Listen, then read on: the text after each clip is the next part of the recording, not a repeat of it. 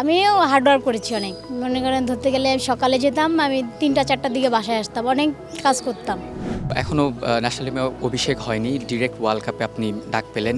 ২ মাস বা মাসখানেক আগেও কি ভেবেছিলেন এমনটা হবে আপনার সাথে? না, আমি কখনো যে বুঝতে পারিনি যে এটা আমার সাথে হবে। আমি একটু অবাক হয়েছি আর কি। অ্যান্ড সেটার জন্য আপনি কিভাবে নিজেকে প্রিপেয়ার করেছিলেন এবং এই সাকসেসটা আপনি হলেন? আমিও হার্ডওয়ার্ক করেছি অনেক। মনে করেন ধরতে গেলে সকালে যেতাম, আমি ৩টা-৪টার দিকে বাসায় আসতাম, অনেক কাজ করতাম।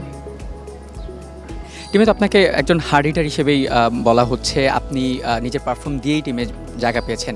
ওয়ার্ল্ড কাপে স্পেশালি আপনি নিজের কোন দিকটা দিতে চাচ্ছেন সেরাটা?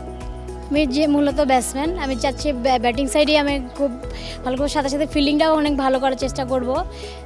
আমি স্ট্রাইক রোটেট করে খেলবো ইনশাল্লাহ। ওয়ার্ল্ড কাপে আপনার যদি একটু লক্ষ্যটা যদি জানতে চাই, সেমিফাইনাল। আপনার পার্সোনাল গোল যেটা রানের দিক, বেস্টটা দেওয়ার চেষ্টা করবো ইনশাল্লাহ। Best of luck. Thank you.